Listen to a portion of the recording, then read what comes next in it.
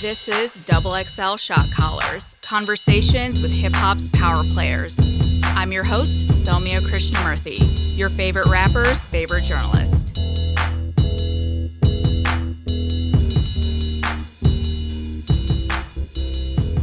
Steve-O, I'm super happy to have you here.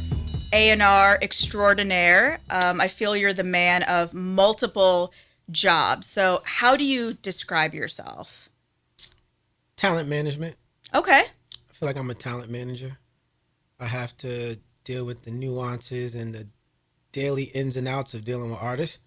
So I don't like to put a title on it because I feel like that's like a standard that someone else created, when the true core of it is like artist management.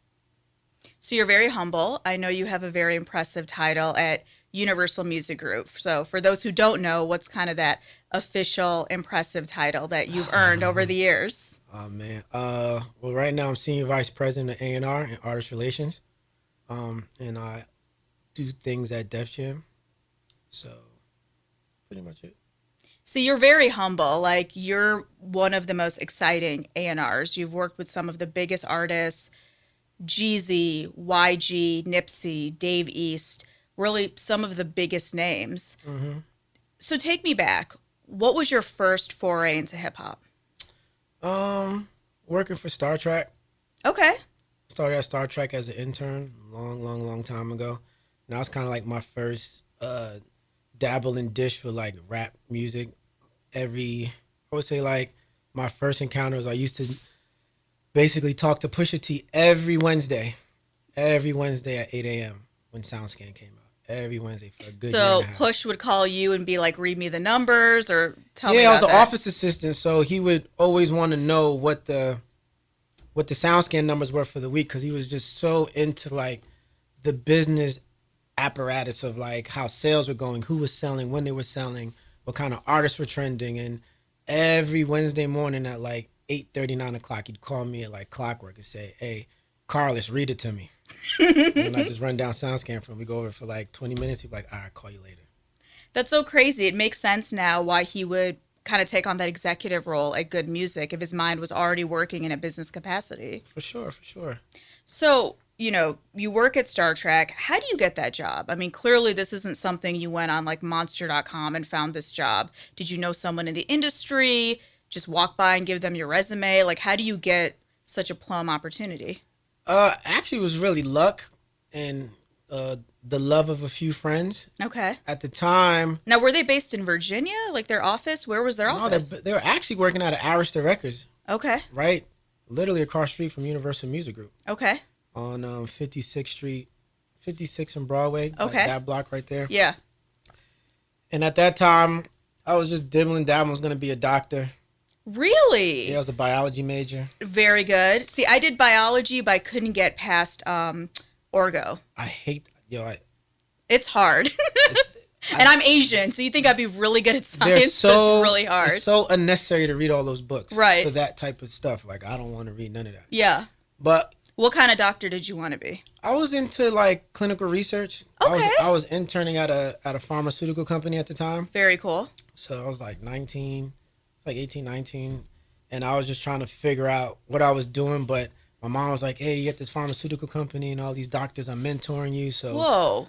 Yeah, so I was like, all right, I'll be a biology major. This is cool. Yeah. You make a lot of money. Yeah, sure. They drive nice cars. Nice they're cars. Smart as hell, so I might as well just do it. Yeah. Were you in college during this time? Yeah, I was in college. Where did you go to school? I went to Kane University. Okay. Until I quit. Okay. So were you one of those people that you got grossed out by the dissections? Like, I couldn't even get that far. No, it's not even the dissections. When you look at the pictures of like, all right, the department that I worked in at the time was oncology. Okay. Which is like cancer research. So just seeing like the results of the clinical trials when they're trying new medicines and new like vaccines and things that have metastasized, like all kinds of cancers, skin cancers, whatever. It was just really interesting to see how those things affected the body. Wow. They weren't as gruesome as I thought. Like, there was a department down the hall from me called anti-infectives. So they were more like the hepatitis C's and the AIDS and the HIV stuff. And that stuff was pretty like, anything that had like open wounds or anything that festered the skin was really gruesome. So yeah. So you're working in this lab, things are going great. What kind of pulls you to the Arista building to start working at Star Trek? Well, I had a lot of friends back then that used to rap. Okay. So when they were rapping, anyone we might know? Anyone who kind of made it? no, nobody you would know. Okay. Not that bad, but Okay. but Like you know, local artists in New York. we're just local kids just trying to find our way and do stuff. And I mean, that kind of led me to where I'm at now. And we just did like a lot of like researching and trying to get involved with people in the industry and just couldn't find a way. And then one day I just said, man, I try to pride myself on being the mastermind behind it. Okay. And I was like, you know what, man, I'm going to just go work at a record company because then I won't have to worry about this. Arbitrarily. We won't have to fight from the outside in. We'll fight from the inside out. And they were like, that's genius. So one day. Good job, Dr. Carless. Thank you. And then one day there was back in the day, there used to be a website called allaccess.com. Okay. Allaccess.com was like an industry directory to everybody that worked at record companies. I feel I've been on that. Did you have to pay for it? Was it a subscription Yeah, it's site? like a $24.95 Yes. thing. I don't even know how I did. I didn't even have a credit card back then. Right. Long story short, I got to it somehow and got a printout, and I literally printed out every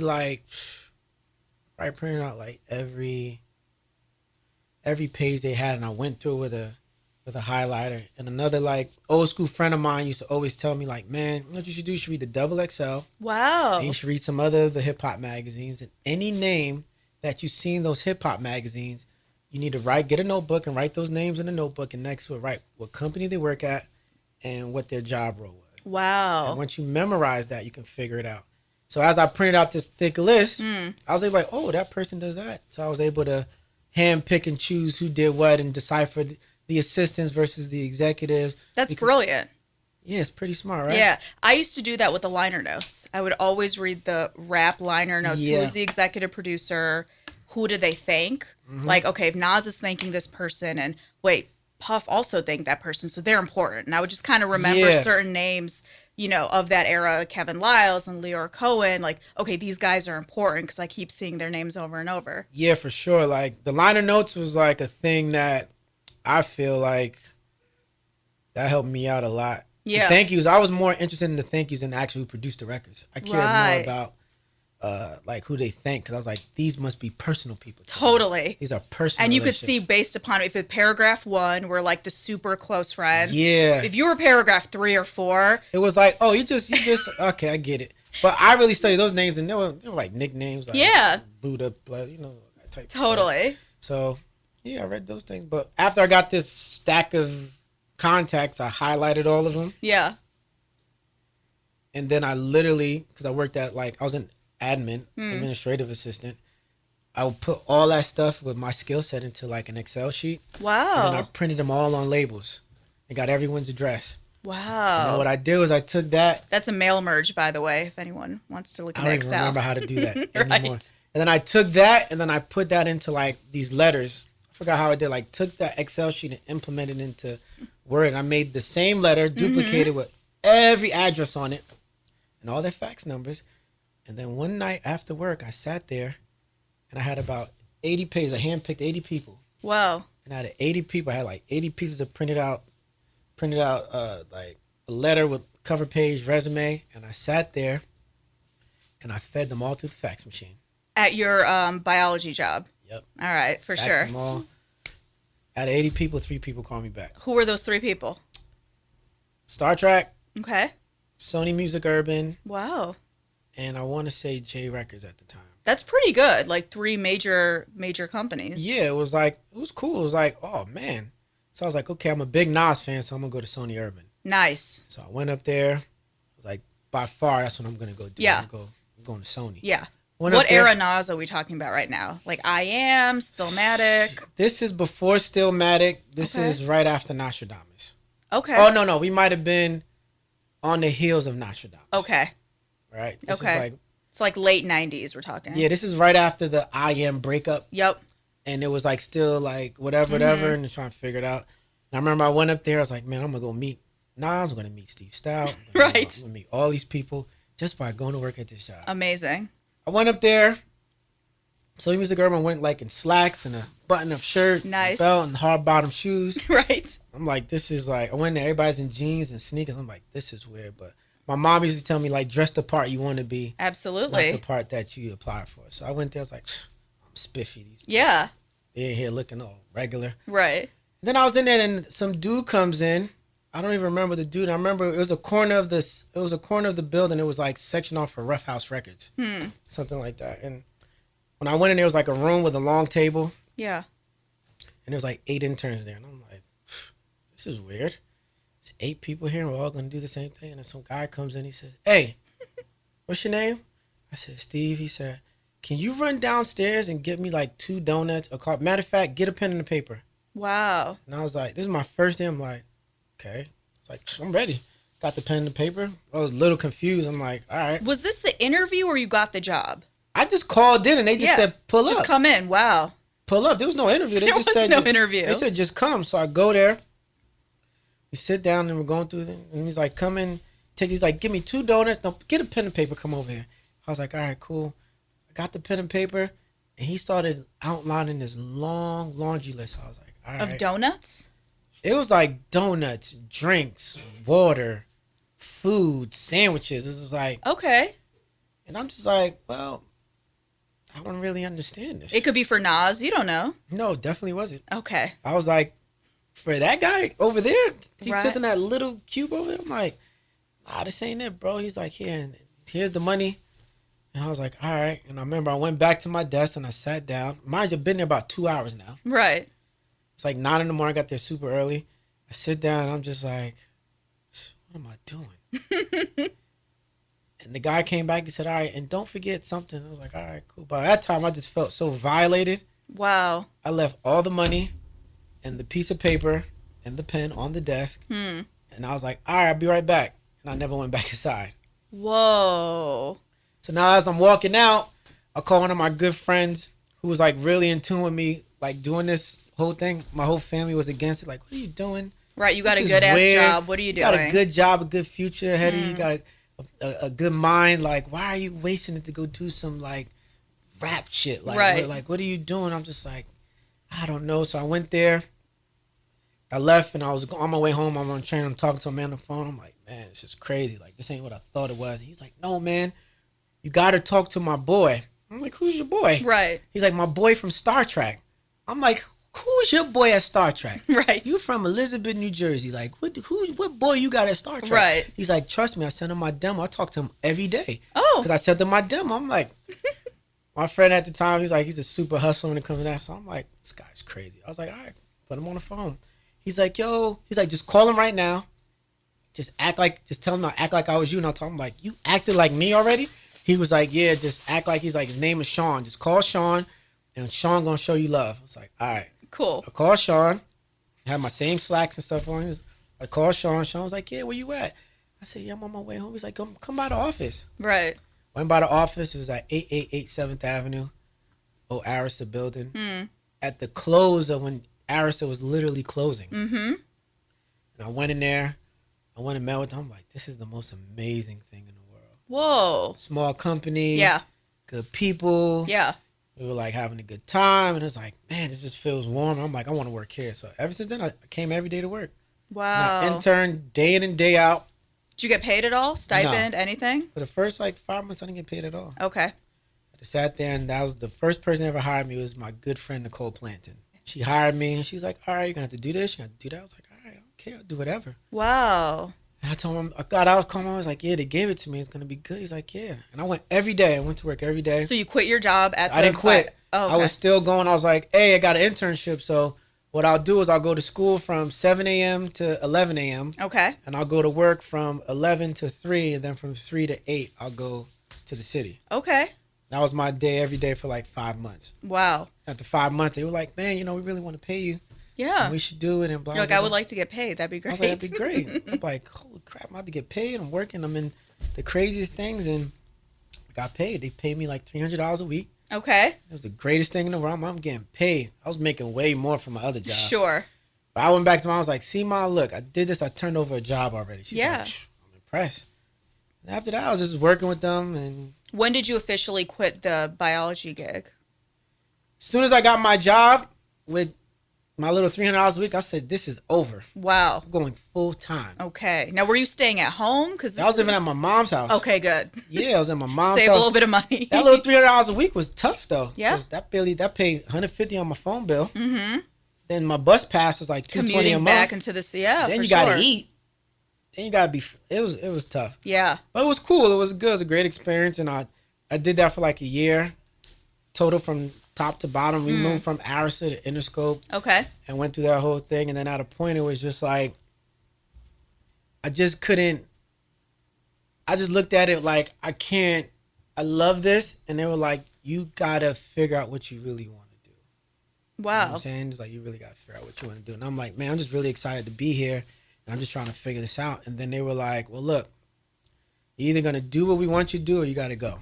What did they want you to do that you were hesitant about? It wasn't that. It was just like more assistant stuff. And I felt like you were ready to do something a little bit I was more ready to do something, but it wasn't really them. They were just like, it's a small company. It's like great things going on. So it was like, it was very ambitious for me. So at that time, I was like, nah, man, we're in Interscope. We're on the 3rd floor. I was like, I started walking around and trying to meet people. Yeah. And the other companies, like, yo, I'm going to try to, because it's like, who was in the building at that time? Was like G Unit in the building? Like, who was in that building? Interscope was on the 8th floor. Okay. 7th floor was like Universal Motown.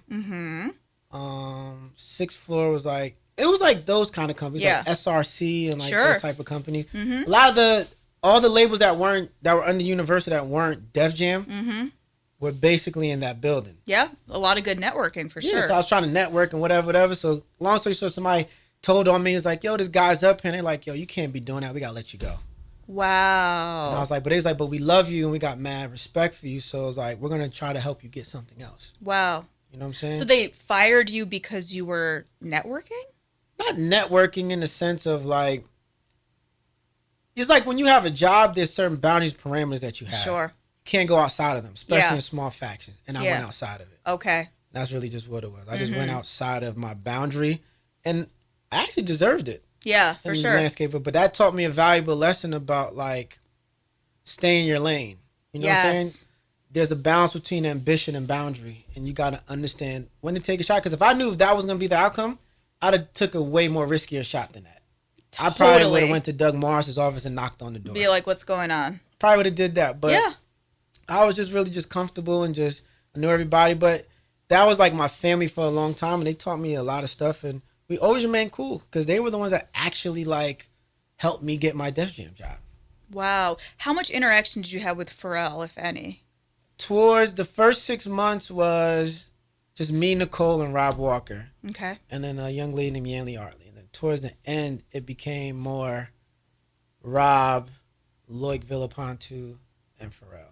Okay, so Pharrell will come into the office. No, we go to him in studios. Like, you know, as a small family knit thing, like it was like going to your uncle's house. So it was like you get included in things that you never thought you'd be included into. It was just like I just got folded into a lot of those things kind of like by accident. Yeah. Then it just became like you just become like your family, just become like a fixture in the things that they're doing and the schedule. Like, hey, we're going to have brunch at so-and-so in Brooklyn on Saturday. Come by. Right. I'll come by. Oh, we're going to be in the studio tonight at 8. Come by. All right, come by. Yeah. Just come hang out, and then you realize you're hanging out with Pharrell and Mariah Carey and Gwen Stefani. And Ali, and then you Say Something era. Stars, yeah. Then there's Nelly, and then there's Sean. Then it's just, you're like, this is really weird. Were you starstruck at all? Yeah, but I kept it in. Okay. Kept it really cool. Who was the person that you just kind of bugged out over, but internally? I think I want to say at first it had to be like, when I first saw Pharrell, I was like, this is Pharrell. Like, this is crazy. Like, I would talk to him on the phone all the time. Sure. Never when I met him, it was a little easier to absorb it, but it's like, this is weird. It's like, kind of a big deal. Not a big deal, but it's like weird. It's like we talk and he knows me. Totally. But it's like you're on TV and stuff and like you're like a huge producer. Like, my friends would never believe this. But it's like you hold it, you play it cool, you like, whatever. And after a while it just becomes, you guys, you exchange phone numbers and you just become friends, and then it just becomes kind of second nature to you. I think the biggest one for me is when I saw Gwen Stefani. Okay. I was like, whew. This was in the studio. Yeah, I was like, they made Holla Back Girl on that ASR 10 right there. Wow. I was like, that's Gwen Stefani. And it was like cool stuff. Was she nice? Down to earth? Super nice. She didn't pay no attention to me, but she was humble nonetheless. Totally. So I did that, and then long story short, I ended up, in the meantime, in the bridge of it, I was working with Cypher Sounds and Donna Grin. Okay. In what capacity? Cypher Sounds was an A&R at Star Trek, and then probably left to go pursue his own like management thing. And they were Okay. like working on like artists like Daytona, and he had like his comedy show going on. And they had like a lot of great things going on.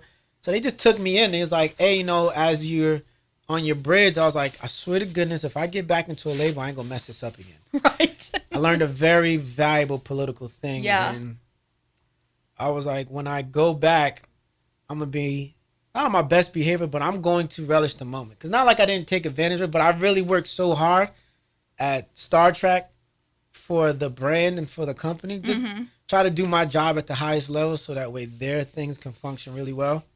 I really lost sense of what I wanted to accomplish. Okay.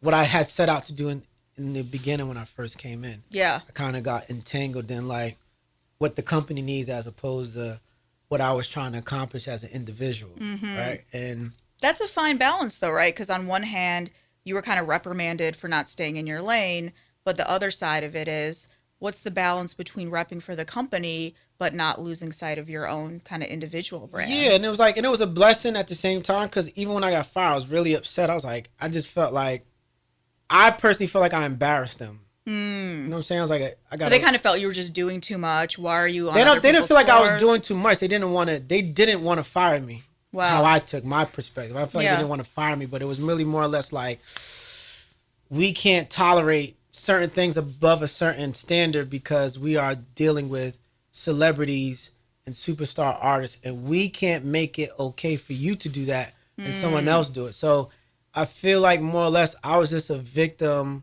of, not a victim, but I was kind of like a disciplinary example of what you cannot do when you're working with high profile people like that. You know what I'm saying? Which is a huge kind of lesson, right? It's a great lesson. Yeah. And I was really upset because I thought I embarrassed them. I felt guilty for a while because I felt like I embarrassed them. But somebody was like, "No, you embarrassed." It's like, bro, we didn't even want to do that. It's like, it's not. And we were still friends. We're all still friends to this day. Like I see Pharrell, Right. we kick it. We work together. We doing some things together now. And it's like, I see Rob as like a good like friend and mentor. And it's like I see Loic. I could call him anytime. It was just really like, in the time I was like a young kid. I was like 19 years old. So I was just like, it was like all traumatic. I feel like I got a shot, and then the rug got swept from underneath me Yeah. for something that I did. You know what Yeah. I'm saying? And not for something that, It wasn't something- like the work was bad. It was more. Yeah, it's like something you that were the moving. one day I slipped up. Like, I don't even want to say something. The one day that I got beside myself, Yeah. it cost me an opportunity that I valued a lot. You know what I I'm think saying? that's a valuable lesson that I think all of us kind of go through, especially when you're young, because you're just excited. You want to do the work. You want to shake every hand, meet everyone. But I got it very similar from one of my bosses at Bad Boy. He was like, put your head down, play your position. And that was some of the best advice, which they don't teach you in school. They don't Yeah. teach you how to play the politics of this industry because people have relationships you don't know about, or maybe people don't get along. So you coming in as the intern or assistant, you could be stepping on toes. You don't even realize it. Yeah, and I remember at the time we were even like contemplating the opportunity of being like, would you, if Pharrell's assistant at the time was leaving, would you consider it if you were asked to do it? Sure. And I was just like, ooh, That sounds pretty cool. it's pretty cool. And then it was like conversation. Not that it went away, it just kind of never progressed. And then that happened. Yeah. Then I was like, that's weird. So as you're dealing now with like interns or assistants, do you kind of take them aside now that you're the executive, kind of show them how to move a little bit? For sure, because one thing I did when I was at my job, I'd get there at 9 o'clock every morning. I mean, I had to leave my house in New Jersey at 7 a.m. Wow. Ride an hour bus in traffic, then walk the 12 blocks from 42nd Street to Universal on 57th Street. Yeah. And figure out and get there and set up before anyone got there. See? Because I wanted to make sure I got there before Nicole. So Wow. Nicole coming at 9:30, 10, I get there at 9 o'clock. So by the time I'd turn on the lights. Yeah. And then I made sure I was the last person to leave. Yep. So I would purposely not leave until everybody. Everyone leaves. Yeah. Like if everyone left at 7, I would leave at maybe like 7:30. Totally. But in case someone comes back real quick. Yeah, but Rob was the type of guy, he'd leave at 6 and come back at 9. See, yeah. So I just make sure I stay there. So I just ended up staying till 10 o'clock every night. See? Then I take another hour ride back to New Jersey and get home by like 12:30 and get up and do it again. Yeah. So I really got like my time, and it was a thing. I wanted it so bad. I was like, there's no way that no one's going to outdo me in this. Yeah. Because I'm not supposed to be here. Right. Because I'm from New Jersey. People know when you're from New Jersey, like, and you're working in New York, it's like, New York covers New Jersey. Like, there's no major market in New Jersey. So people feel like if you're from New Jersey, like from New York, but you're not. But you're not, yeah. There's no radio station here. There's nothing here. There's like, you got to come into the city and compete with all the New York City people. And all the transplants, like people like me coming in from Michigan. That's what I'm trying to tell you. So it was like, oh, weird. So it was like, I felt really proud of what I was accomplishing, that I was in this space. I was like, oh, I beat everybody in my hometown who was trying to do this. Absolutely. And I was like, you know what?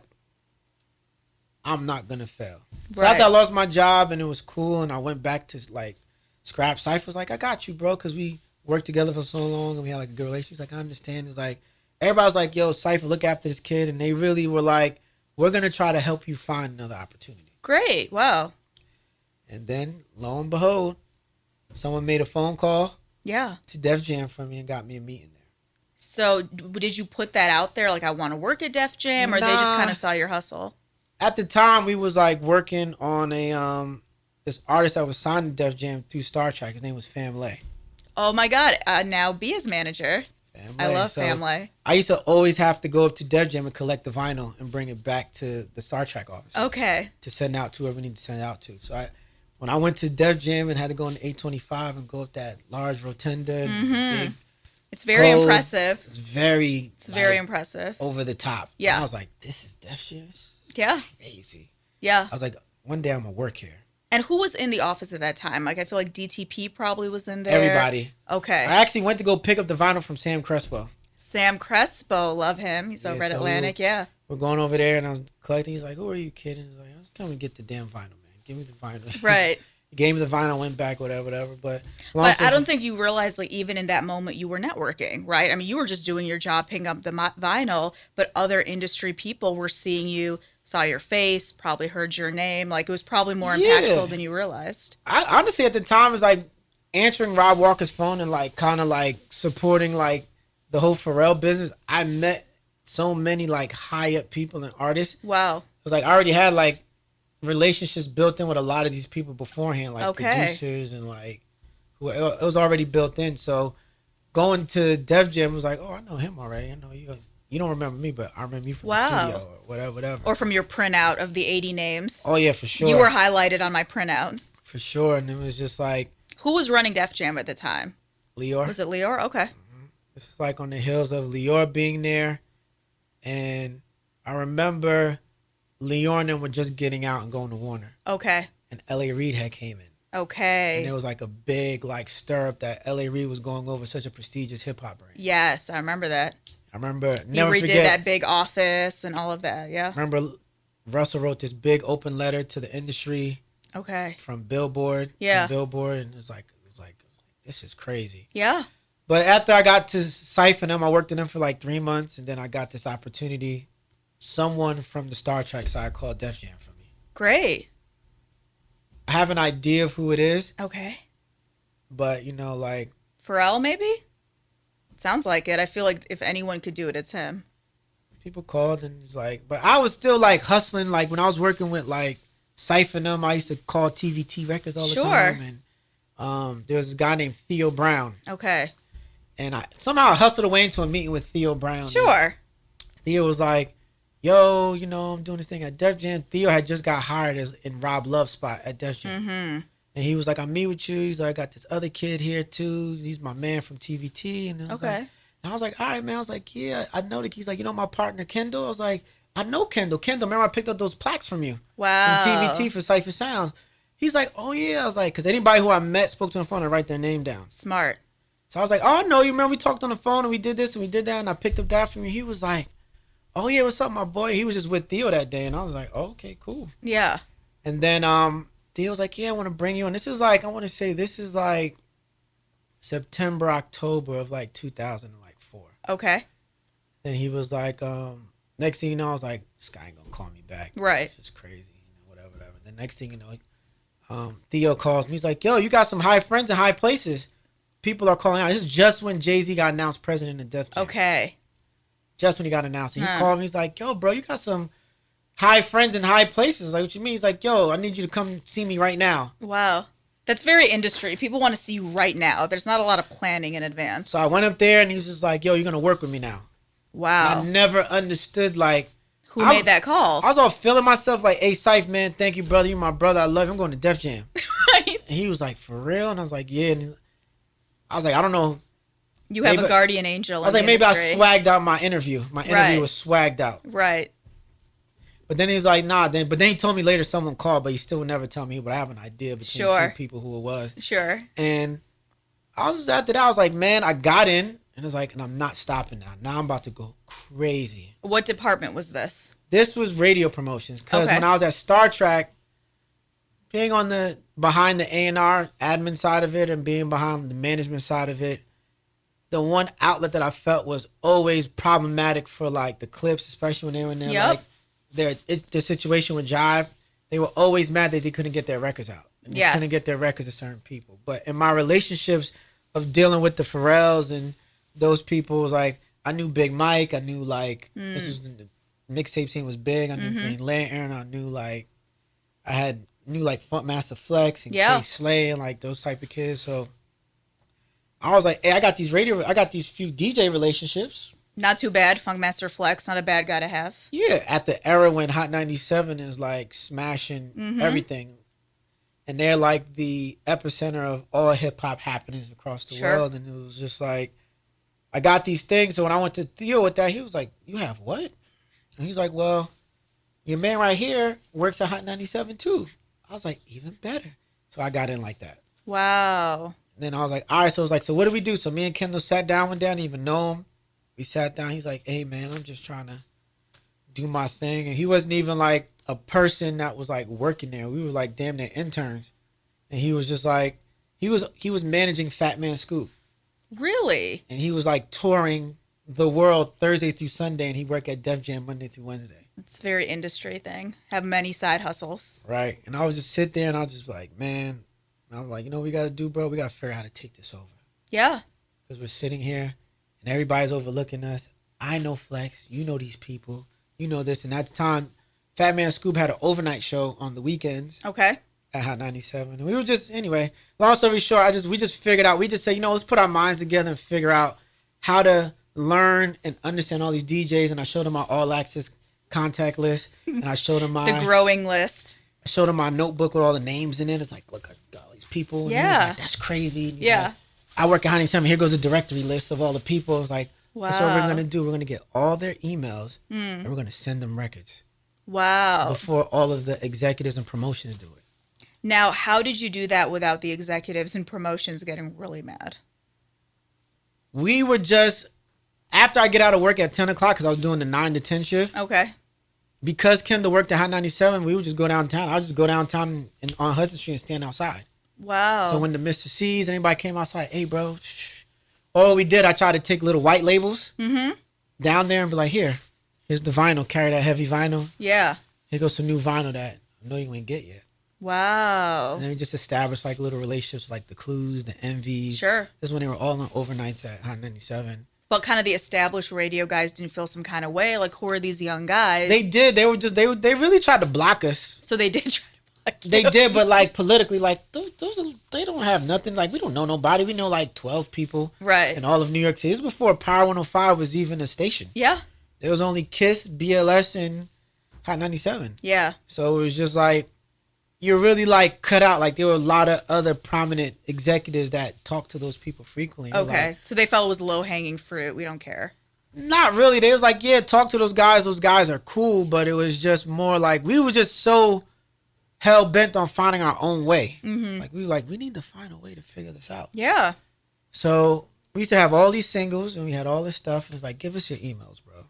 So we said, look, we're going to create a website. We're going to create this website and we're going to take all these radio singles because we got to find a creative way to not just, because you can't go out there and compete with legends like Right. Eric Pollard and Sam Crespo, Right. and like OGs. Norjan, like those are like mega OGs in that like space, the Crystal Isaacs of the world, and it's like you just can't do that. Yeah.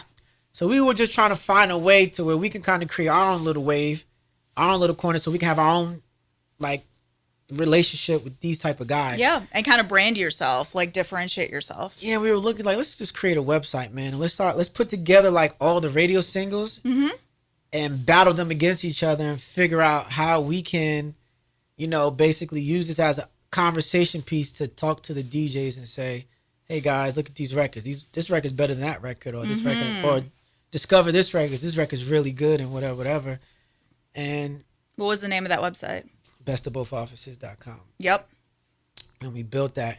And I'll never forget one night we walked in and Theo left early, and Theo had the same list we had, but he had a list of all the A1 DJs at all the mix shows around the country. Yeah. I was like, Ken, the joint is up in here, B. So we stole the list. Right. We photocopied it, stapled it back together so he wouldn't notice, put it back on his desk, and we went and we studied it. Wow. And we said, when we make this list, we're going to email this, and we're going to call all these dudes. We're going to call all these dudes, and we're going to tell them about this website. With these joints on it. And that's what we did. We got the list. It had about, I want to say like 200 DJs on there. And the next morning, we got in early, and we just started calling DJs. People would even pick up the phone. We would call people like DJ Khaled every day. Wow. When 5 he was in times Miami. a day. Yeah. Yeah, he's on 99 Jams. We would call like, we was calling like just anybody who was prominent in radio, we were just calling them. Wow. Calling. Some people picked up. We got good. Why calling versus email? Because email wasn't that prominent back then. Okay.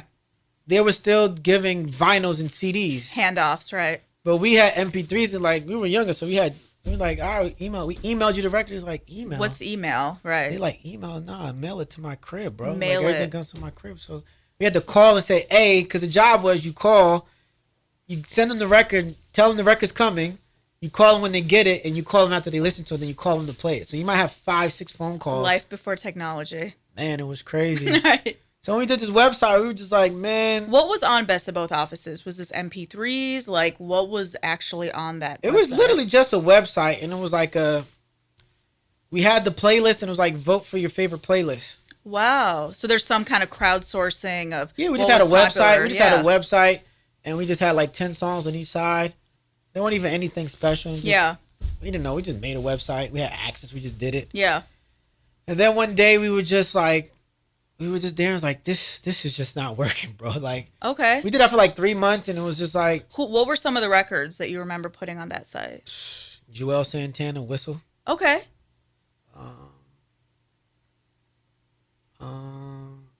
Neo, Bobby V, Slow Down. Oh, yeah. Beanie Siegel, Feel It in the Air. Wow.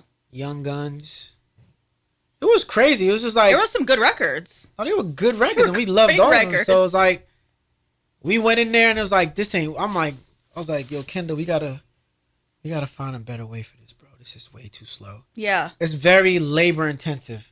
And It's I'm a with lot. it. And I'm with it because he's there with it. But then when he left on Wednesday, You were by yourself. I was there by myself Thursday and Friday. And I was Bobby just V, like- Slow Down. Whistle, Jewels. And it was cool because I was like, all right, well, I can get a head start on a lot of stuff. But I Yeah. felt like a responsibility. Like, while he was handling that, I had to handle this. Yeah. So I got to figure out another way. So he came back. And that was in the mixtape era where everybody was like buying mixtapes and doing stuff. And whatever. And it's like, this just ain't working, bro. Yeah. I'm tired of calling Khaled. Right. He never picks up. I know he listens to all the voicemails. Right. And it was like, you know what? Ken was like, we just can't stop, bro. We just can't stop. Yeah. So long story short, Kendall started working on the night shift for all the DJs Monday through Thursday. It was Cool on Monday, Green Lantern on Tuesday. I want to say Wednesday was Envy, Thursday was K Slay. Okay. Hot 97 mix shows. And what we started to do, we were just like, they were all heavy mixtape DJs at the time. Yeah. Like still selling hard copy CDs at the Harlem Music Hut uptown and on Canal Street. And Kendall was like, yo, I met their connect. All these, he's like, I got an idea. There's this kid that distributes all these mixtapes. Oh. Like he's like, Who's that? He's like he distributes Sycamore. He distributes DJ Sycamore, K Slay, Wow. Green Lantern. I was like, Pharrell's like a mixtape. I was like, bro, we don't rap. Like, what are you Right. talking about? He's like, no, think about it. The playlist from the website Could be a let's mixtape. put it on the mixtape. But I'm like, Kendall, nobody's gonna want clean records. Right. And then he was like, that's true. But I said, we got to put a brand on it. We got to make it make sense. Mm-hmm. I was like, no one's going to buy clean music with no DJ. And you're not a DJ. I'm not a Right. DJ. Steve and Kendall present, right? Right. So then we just thought about it. And I said, I got it. We'll just name the name of the website. And we'll put it on the mixtape. But at this time, the idea came up because this is when 50 started beefing with Jay-Z. Mm-hmm. Like taking shots. And was like, I'm Curtis 50 Cent. No, I'm Curtis Interscope Jackson. And Jay-Z was the president of Def Jam. Mm-hmm. He's like, nobody's big enough. I own Interscope. Right. Got an idea. So we took Best of Both Offices was the best of Def Jam versus Interscope. Wow. So we put 50 Cent and Jay-Z on the cover on the split screen. And we put Best of Both Offices as the title. And we took all the best. So now we went and we called the Interscope rep and said, give us all your singles. Working? Yeah.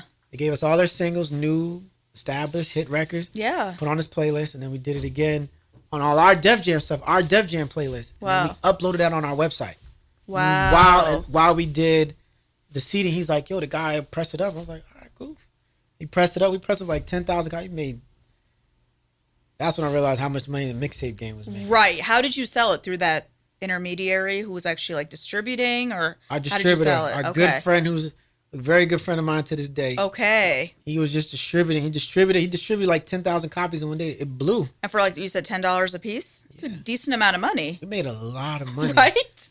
But then after a while, it got bad because then everybody's like, what is this Best of Both Offices tape? So Right. now when I'm on the train going home at night, I'm seeing the bootleg versions of our tape Wow. at the train station on the floor being sold. That's funny. But they were just buying. People were just buying because 50 and Jay-Z was on the cover. And they thought it somehow it had to do with them. They were just Branding. buying. Yeah. And I was like, oh, this is crazy. So they started, so we making money. Now we know, now office Right. is a trap. Right. We in there packaging CDs and Right. shipping them out and selling them. It was like, we got a straight thing going on. And then after we sold out, we rolled that out for like 3 months on the same song. Did any of the DJs you wanted to hit, were they now fucking with those records because of the mixtape? Yeah, because then we started mailing them out to people. And they thought this was a legit mixtape. The ones that we weren't selling, we like, all right, we got 50. We can spare 50. But we Sure. started making so much money. We was like, we're not giving these out. Wow. So the 50 we give them out, and people are like, what is this Best of Both Offices thing? Right. But then we just understood the premise of branding and how important that was. And it was like, this is powerful. Because now when we go out in the street, people are saying it like the Best of Both Offices kids, but they don't know who it is. Right. Are they DJs? We have no idea. It's in Producers? the area of like Tape Masters Inc. Sure. And like no one knew who those guys were. So it was like this pseudo like ghostwriter putting out these records. It's like, how are they getting like these records from these major artists? And new records, like records that hadn't even broken yet. And not knowing it was two kids in the promotions department selling thousands and tens of thousands of CDs out their office. Wow. Which was a closet that had UPS machines in it. Right. So we were in there doing that. So after 3 months, it got weird. I was like, nah, let's do a new one, bro. Oh. Let's do a new tape and let's call it Atlantic versus Universal. Okay. King of the South edition. So it was Lil Wayne versus T.I. Wow. And then that's when I got us in trouble. Do tell. So we did that, started pressing, started selling that like crazy. Yeah. Crazy selling it. And we would put it on our website. This is before websites were even like thought of as anything like. Yeah, this predates like the music blog, SoundCloud. Like you yeah. guys were at the ahead of the wave for sure. We did that and it was like, so next thing you know, now we have both up there. We still have the first volume up. And so the Atlantic people gave you their records. Or no? No, we called them. You did call them. So okay, so everything was on the no, up it was and up. all illegal. Sure. Because it's like you're selling promotional music. So Right. long story short, we're selling them. But now, somehow it catches wind in the streets. And then this is when Envy started working at So Def. And then it just got to a place where people were like, who are these kids? And there's a website now. Mind you, I wasn't even a real employee at Def Jam at the time. We were like consultants, interns that were getting paid under the table. Health insurance or no health insurance? No health insurance. Okay.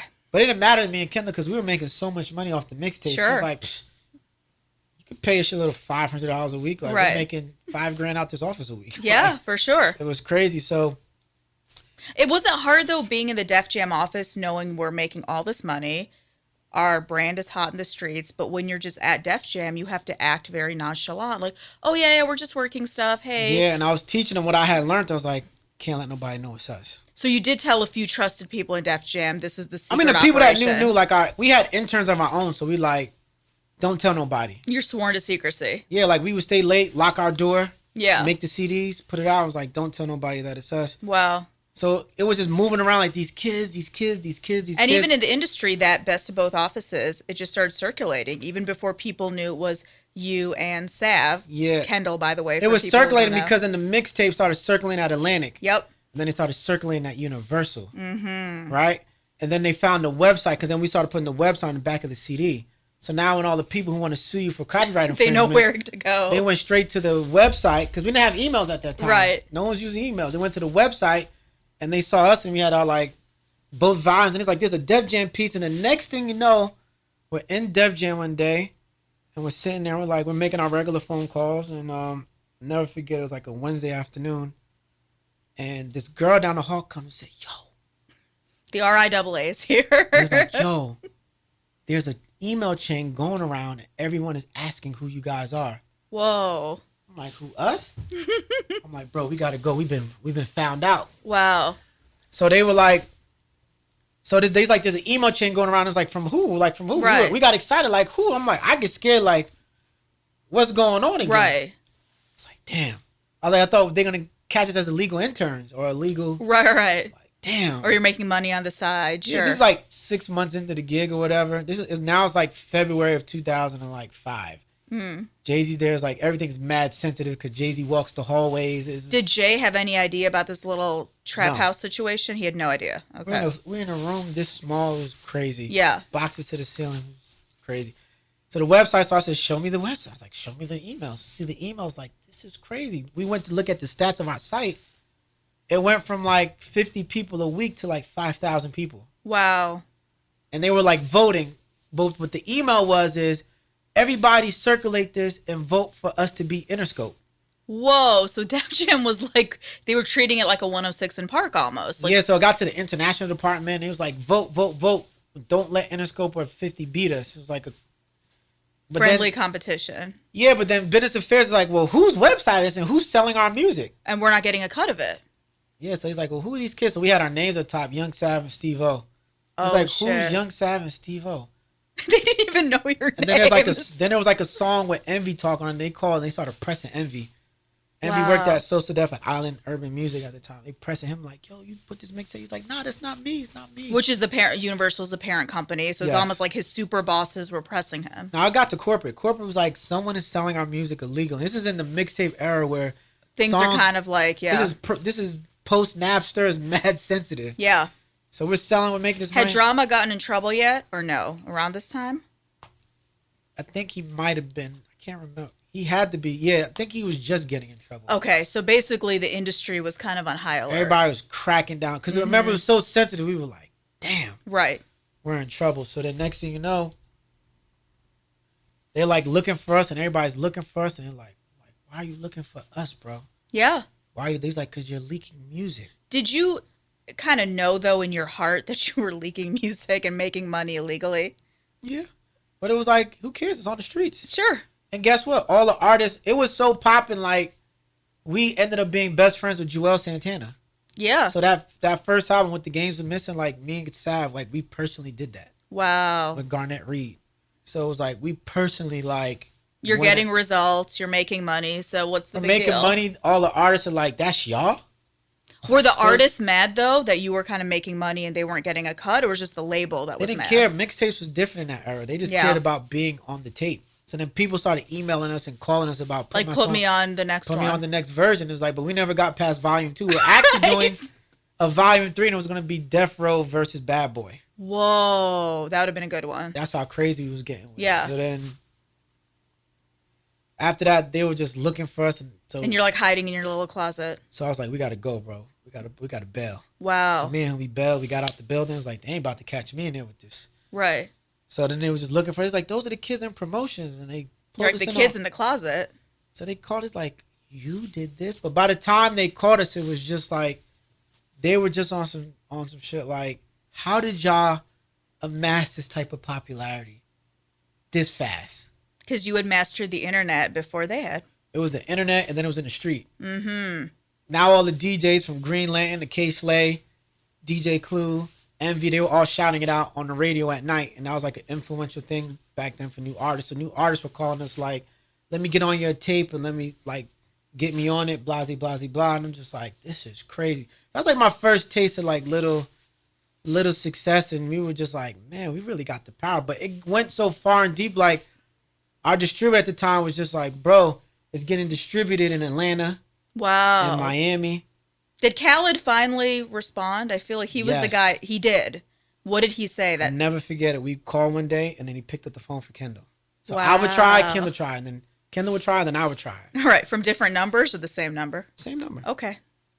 And Kendall's like, I got him. Oh my God, it's He's Khaled. like, yo, Khaled, you know, and then you got 3 seconds of talking. He was like, you know, See, so it worked. it worked. Yeah.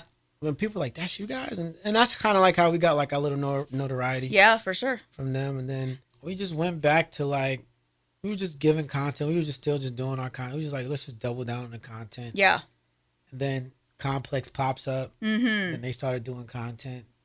And then they called us one day. It was like, look, we're just going to buy you. Wow. We'll do an advertising deal with you. We'll just buy you. Okay. All in our closet. And Out we of were the like- closet, yeah. So we did a deal with Complex. Mm-hmm. When all the new music cartel, Miss Info, That's everybody right. was going through them. And we did this deal for this advertising thing. And it was just like, by that time, all of our content was getting poached and people were making it themselves. And they Sure. were just, so it just fell off because it's like no one was coming to us to get that no more. Yep. Because it was the era. And everyone had a flip cam now. So literally every blogger was now making content. All the bloggers were becoming popular. So it was just like, we're losing. So it's like, we'll just do a blog, bro, and just post content. But our numbers just dwindled and dwindled and dwindled and dwindled. So now today, we still own the website. Like, we Okay. still have the website. Now, so did Complex buy you out, or it was just some No, sort they- of like partnership deal? It was like it was a partnership deal for like 3 years, and then we just got out of it. Okay. It's like we just want our name back. Okay, that's fair. So it just gave us our name back, and we just cut ties. Yeah. But after that, it was so dry, we just never did nothing again. But at that point, we were just like really deflated. Like, well, what could we do next? And it's like, staying in this company is not really going to be the upward trajectory for us. Yeah. So we need to leave. Yeah. So it just so happens at the time, we used to go on these tours with the artists. So Jeezy started calling me, Mm-hmm. and Rick Ross started calling Kendall. Yep. But we never knew because I felt like we both were like, we're tired of being in this little office together. Right. But also at the same time, I felt like we didn't want to jinx our own situation, and we didn't want to make the other feel insecure about one of us moving on without Sure. each other. Because we've been together for like, now it's 8 years we've been together like Siamese twins. And Yep. now the thought of saying, well, now one of us are going to move on past the next one, how's that going to look? It's an How's that- awkward conversation. It's awkward because it's going to be like, oh, one guy made it above the next guy, so it looks like that guy is not as talented as that guy, and that wasn't the case. Yep. It was just so funny. So at one point, it got so crazy. I was talking to Atlantic Records, and Craig Cameron was calling me, and he's like, I just love what you guys are doing. Did you do this? Did you do that? He's like, but I only want you, and what you trying to do is like, Wow. I'm trying to be A&R, bro. Okay. And he was like, all right. He's like, well, I'll give you an A&R job. Great. He's like, I'll triple your salary. Great. It's like, I'm out of here. Yeah. So I thought about it. Then I told him. And then Jeezy started calling me. Jeezy had just did a label deal at Atlantic Records too. Yeah. Mm-hmm. CT. It was like 2012. So he was like, no, 2011. So he was like, yo, I messaged you a lot. I want you to come and run my label for me. Mm-hmm. I need someone like you. Like, we really do like crazy good work. And I was like, it's just crazy. Yeah. So I had to hire an attorney. Right. The craziness. And they basically offered me like a dual job to be president of Jeezy's label. Yep. And have like this executive A&R role in Atlantic. Atlantic Records. I was like, Wow. too easy. Like, Sure. so I had to go tell Kendall, and I'm like, bro, that's what I'm doing. So you hadn't told him at all some of these conversations? Wow. No, so I ended up Me and him went out. We was just in the office late one day, and I said, "Look, bro, I got this opportunity. I'm about to tell him tomorrow I'm gonna resign." Wow. He was like, "For real?"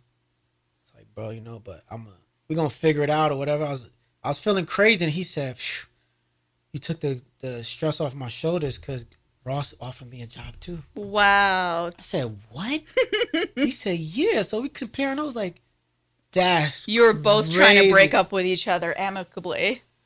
Yeah, I was like, "That's crazy," and I was like, "When you resign?" He's like, "Probably next week." Perfect. I was like, "Well, I'm going tomorrow Wow. because I got to go now." Yeah. He's like, "Well, I'll be 2 weeks behind you." Wow.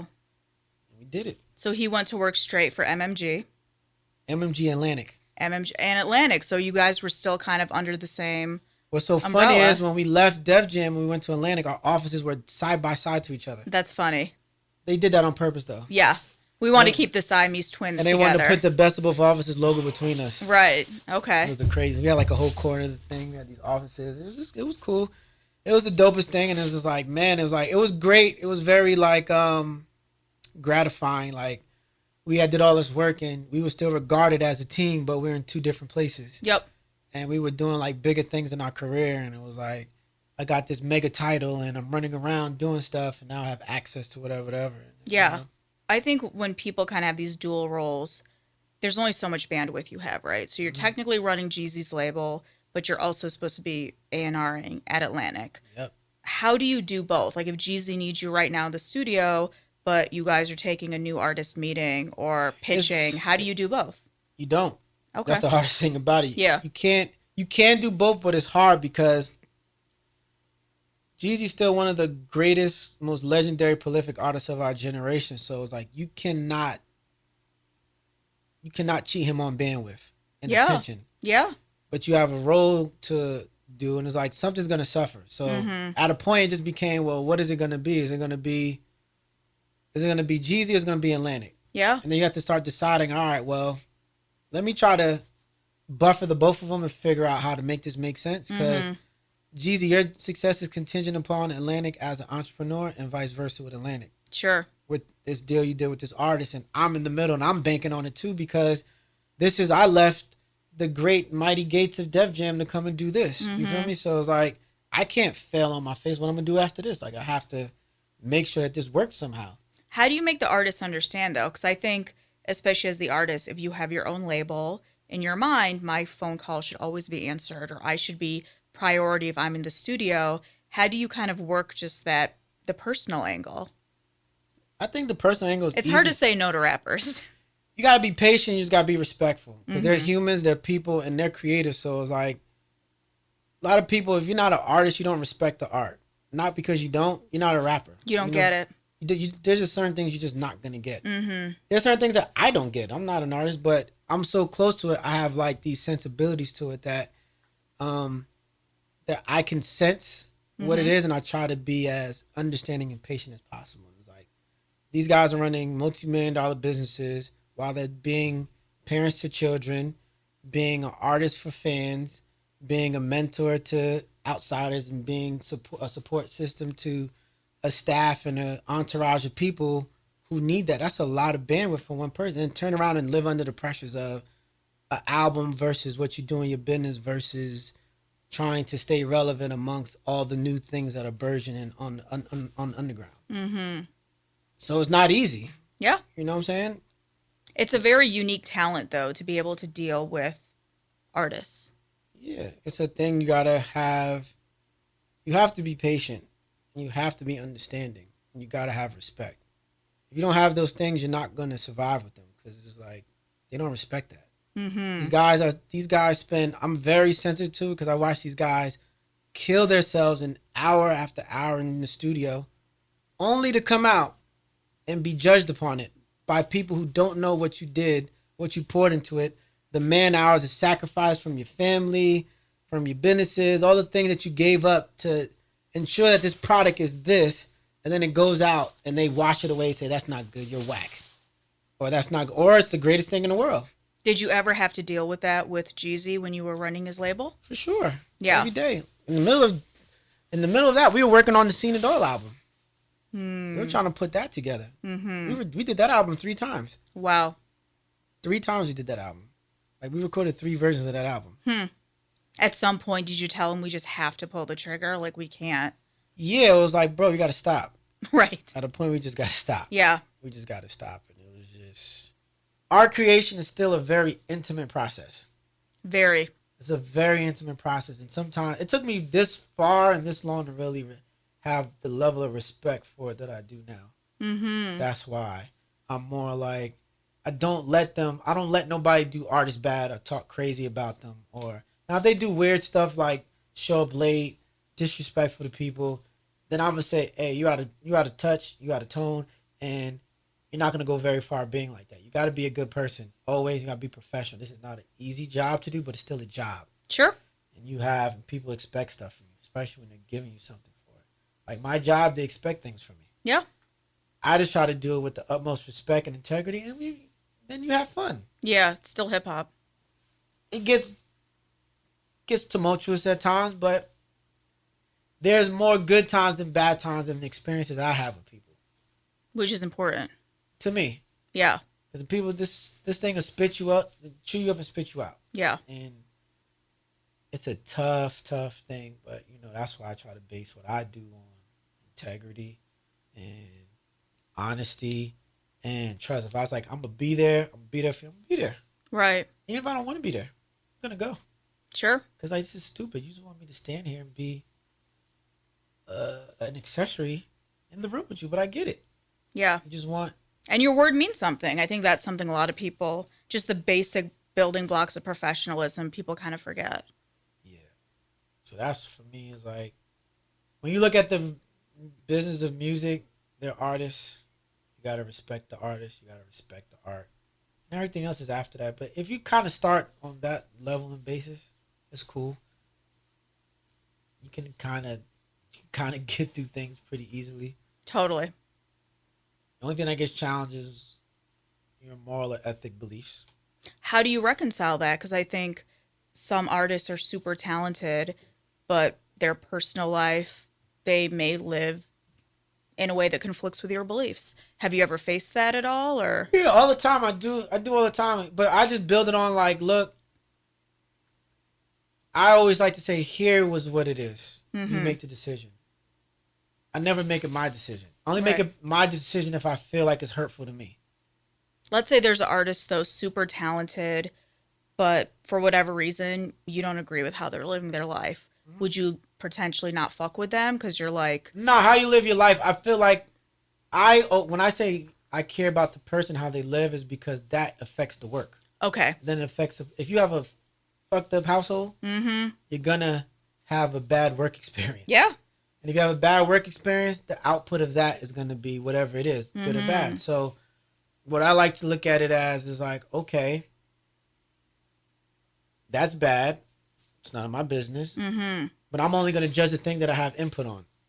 But what if that behavior, just for sake of argument, let's say, leads to like charges, or which could potentially fuck up not just the artistic trajectory, but also their career path? Would you ever potentially pass on talent because you just see, okay, this is going to be too much of an issue? Yeah, if I explain it to them and I feel like they didn't receive my word. Okay. Or if I've said it to them so many times, so often, I'm like, there's no way. Yeah. You're just being disrespectful. Mm-hmm. Then it's cool. Then I'll just be like, my time is expensive. So if I spend this expensive investment into you, of time and care, and it's going to hurt me, then I'm going to make a decision for myself at that point. Do you ever get very involved in personal lives of artists? I try not to. Okay. But, like when you spend so much time with someone, it's natural. It's a natural thing, but I don't try to be in it. It's like, if I'm in it, it's cool. Like, you get to meet their kids and their counterparts and their families. And it's cool and it's great. But it's like, I don't delve into it unless it's like that real, if our relationship is really at that level. Yeah. Well, there seems to be a trend right now in hip hop of a lot of artists being signed oftentimes off like a SoundCloud record, or, they're viral on Twitter or Instagram. And later, once they get signed, you start seeing what's kind of perceived as problematic behavior. Could be behavioral, drug issues with domestic violence. And I think oftentimes on the outside, people wonder, where does the onus fall? Like, should the label step in and, mentor them, or should they just not sign these type of problematic artists? Should their manager be putting them in rehab? Do you know what I mean? Like, do you ever kind of come across those type of situations? Because I think, Yeah. nowadays it's really hard to hide your dirt. Like there will be some random YouTube or tweet you put out, or TMZ is on it if you have any court case, right? Like, does that ever kind of come across like your mind at all, and how do you kind of deal with it? No, how I deal with it is just more about like they're people. Yeah. So I just try to. I feel like when it comes to that, I think everyone should get involved. Okay. If there's a label, if there's a manager, I feel like it's everyone's responsibility. I don't think it's just one person's responsibility. But how I deal with that, if I'm close enough, or if I have a way to get in, then I won't be in there, but like intervention. But I'll be like, Right. hey, bro, or hey, lady, this is what's happening. These are the facts. Here's my opinion on those facts. Sure. And only because I care. Yeah. Only because I care, and I see this being problematic down the line. If everyone focused on more about what makes them happy, I know it sounds really, really like therapeutic. We're getting really touchy-feely. Yeah. Yeah. If everybody cared about just doing the best that made them feel good, we wouldn't have a lot of these issues. Mm-hmm.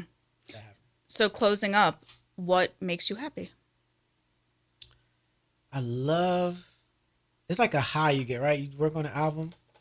I don't even know. It's like the moment it goes up, and there's like it goes out, like you did it, and then it's at retail at the streaming services.